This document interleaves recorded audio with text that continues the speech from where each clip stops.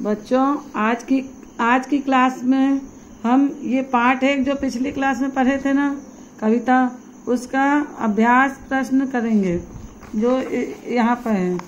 देखिए पहला क्वेश्चन है, पर्वत सदा स्वाभिमान पूर्वक शीश उठाकर खड़ा रहता है, वह हमें प्रेरणा देते हुए कहता है कि, क्या कहता है? ये जो लिखे हुए हैं वाक्य, तो उसका अपन को कविता में बताना है।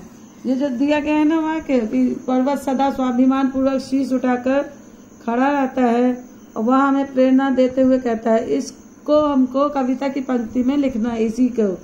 तो ये है, पर्वत कहता शीश उठाकर तुम भी ऊंचे बन जाओ। फिर दूसरा है, पृथ्वी हम सबका भार उठाती है, धैर्य पूर्वक हमारे लिए अन्न उगाती है, जल फल फूल देती है, इसलिए वह हमसे कहती है कि, पृथ्वी क्या कहती है? पृथ्वी कहती धैर्य न छोड़ो कितना ही हो सिर पर भार। पृथ्वी हमको क्या संदेश दे रही है इस कविता के जरिए कि हमको कभी धैर्य मतलब धीरज नहीं छोड़ना चाहिए, चाहे कितना भी हमारे पास भारी काम हो, कितना भी हमें काम का बोझ हो, लेकिन धैर्य पूर्वक उस काम को पूरा करना चाहिए। उस काम से उबना नहीं चाहिए कि अरे कैसे भी करके जल्दी कर दो, हटाओ। मतलब धैर्य पूर्वक उस काम को सही करना चाहिए, चाहे कितना भी भारी काम हो। ये इसका संदेश हमको पृथ्वी इस पंक्तियों के द्वारा दे रही है। फिर तीसरा प्रश्न है, सागर हमसे मन में गहराई लाने के लिए क्यों कहता है? तो सागर हमसे मन में गहराई लाने के लिए क्यों कहता है, इसके लिए यहाँ पे जगह नहीं है, तो फिर हमने इसका क्वेश्चन का आंसर यहाँ पे लिखा है। आप देखिए, आप कॉपी में हमने अपने, सागर हमसे मन में गहराई लाने के लिए क्यों कहता है? सागर हमसे मन में गहराई लाने के लिए इसलिए कहता है क्योंकि मन में धैर्य रखकर ही हम किसी बात को सही तरीके से जान और समझ सकते हैं। फिर चौथा क्वेश्चन है, मन में मीठी मीठी कोमल उमंगें भरकर क्या होगा? तो इसका आंसर भी मैंने यहाँ लिखा है, मन में मीठी मीठी कोमल उमंगें भरकर ही हम बहुत सच्चे और बहुत बड़े बन सकेंगे। फिर आइए यहाँ पे पांचवा क्वेश्चन फिर बुक में ही है इसका आंसर। ये देखिए आप लोग, यहाँ पे पांचवा क्वेश्चन है, हम किस प्रकार संसार को ढक सकते हैं? ये 4 ऑप्शन दिए हैं, तो इसमें से हमको किसी एक को चुनना कि हम किस प्रकार ढक सकते हैं। या धुएं से ढक सकते हैं, गलत, तो यश से ढक सकते हैं, और चादर से ढक सकते हैं, या आसमान से ढक सकते हैं। तो इन चारों में क्या सही होगा? यश। यश से हम इस संसार को ढक सकते हैं, धुएं से नहीं। धुएं से गलत है, चादर से गलत है, आसमान से गलत है, यश से ढक सकते हैं। ये इसका सही आंसर है, तो इसको सही टिक कर लीजिएगा।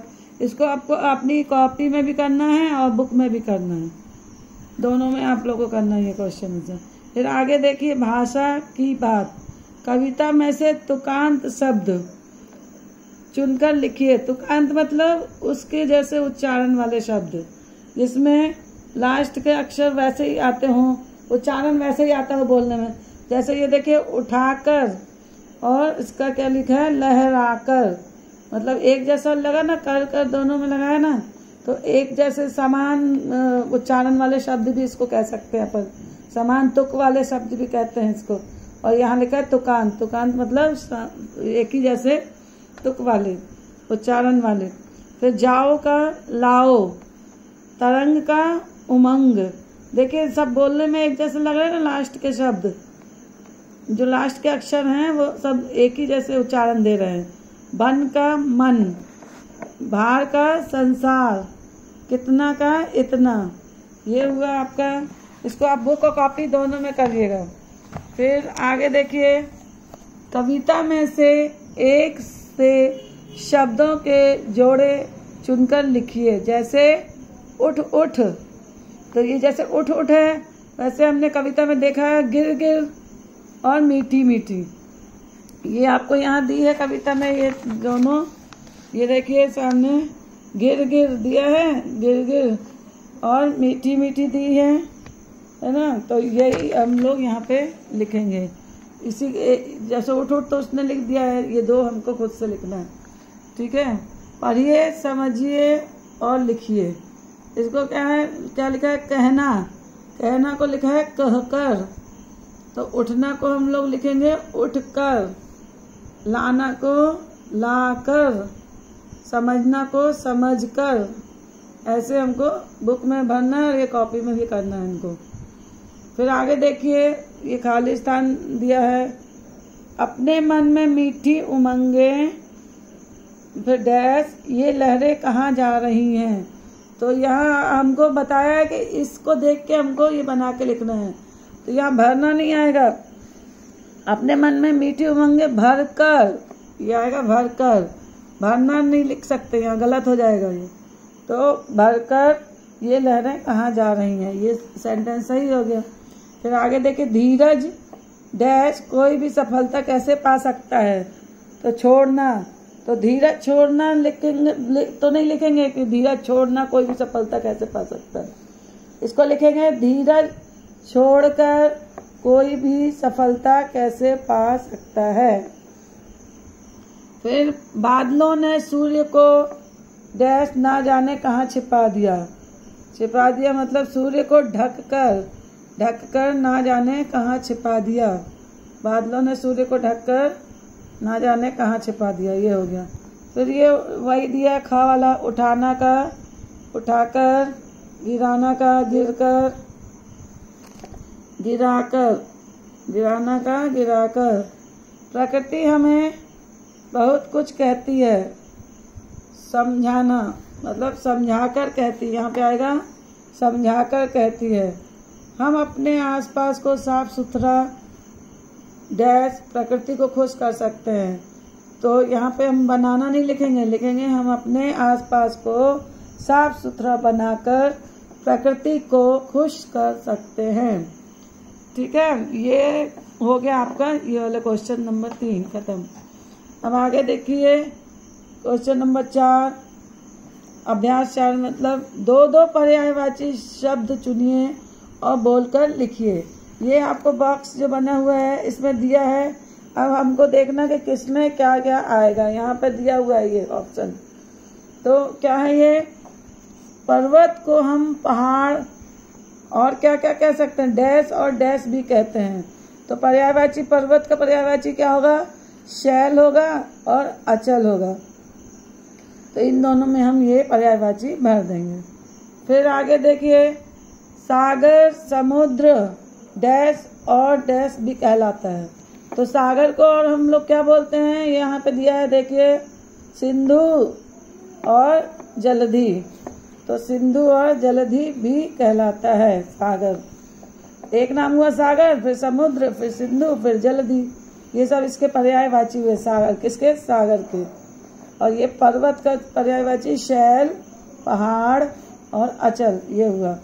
फिर पृथ्वी के दूसरे नाम धरती डैश और डैश भी है। क्या है, ये धरा है और वसुधा है। पृथ्वी को और क्या बोलते हैं, एक नाम तो हो गया पृथ्वी, इसको और क्या बोलते हैं पर्यायवाची, धरती, वसुधा और धरा भी कहते हैं। तो ये पृथ्वी का पर्यायवाची हुआ, ये सागर का, ये पर्वत का। इन सब के पर्यायवाची 2-2 हो गए। और फिर उदाहरण समझकर सही वाक्य बनाइए। पर्वत कहता शीश उठाकर। तो इसको हमको, ये तो कविता में लिखा हुआ है, कविता की लय में। अब हमको सीधा सीधा सेंटेंस लिखना है इसका। तो पर्वत शीश उठाकर कहता है, ये इसने बना के उदाहरण दिया है। अब हमको नीचे वाले खुद से बनाना है। ठीक है, तो क में देखिए, सागर कहता है लहराकर। ये क्या हुआ, कविता की पंक्तियां हुई। इनको हम सेंटेंस कैसे बनाएंगे सही, सागर लहराकर कहता है। फिर कितना ही हो सिर पर भार, तो इनको क्या लिखेंगे, सिर पर कितना ही भार हो। ढक लो तुम सारा संसार, तुम सारा संसार ढक लो। तो ये हो गया आपका। फिर ये तो आपको ये आपको खुद से करना है, ये आपका होमवर्क है, ये आप लोग का होमवर्क है। इसमें फूलों का संदेश कैसे लिखना है, किसी भी फूल के बारे में हमको 5 वाक्य लिखना है। आपके घर में बगीचे में गमले में फूल लगे होंगे, उनको देखिए, उनको देख के आपके मन में क्या विचार आते हैं, कोई 5 लाइन बस आपको लिखना है। 1 2 3 4 5, ये 5 में आपको अपने मन से उस फूल को देख के जो समझ में आता है वो लिखिए उसके बारे में कि कैसा है। जैसे मान लीजिए अपने गुलाब का फूल देखे तो गुलाब का फूल कैसा है, यह जिस रंग का भी आपने देखा, यह लाल रंग का है और इसकी खुशबू बहुत अच्छी आती है, ये देखने में बहुत सुंदर लगता है और इससे अपन गुलाब जल बनाते हैं। इसके फूलों को हम घर में सजाते भी हैं, है ना। इससे सुगंध वाले और सेंट परफ्यूम भी बनते हैं गुलाब से। तो ऐसा करके कुछ भी 5 लाइन आप लिख सकते किसी भी फूल के बारे में। ये तो हमने गुलाब का उदाहरण दिया आपको जिस भी फूल के बारे में लिखना है तो 5 लाइन यहाँ पर लिख लीजिएगा, ठीक है। फिर सेकंड क्वेश्चन देखिए, ये आपका होमवर्क रहेगा। 3 फूलों के चित्र बनाइए या चिपकाइए और उनके नाम लिखिए। यहाँ पर आप फूलों के या तो चित्र बनाकर कलर भर सकते हैं 3 थे, या फिर आप पिक्चर चिपका सकते हैं फूलों के 1 2 और 3 अलग अलग 3 फूलों के, और उनके नाम यहाँ लिख दीजिएगा। कौन से फूल का आप पिक्चर चिपकाए हैं उसके नाम यहाँ तीनों में लिख दीजिएगा। ये होमवर्क है, फिर हम देखेंगे किसी दिन आप लोग का, ठीक है। अच्छा, धन्यवाद।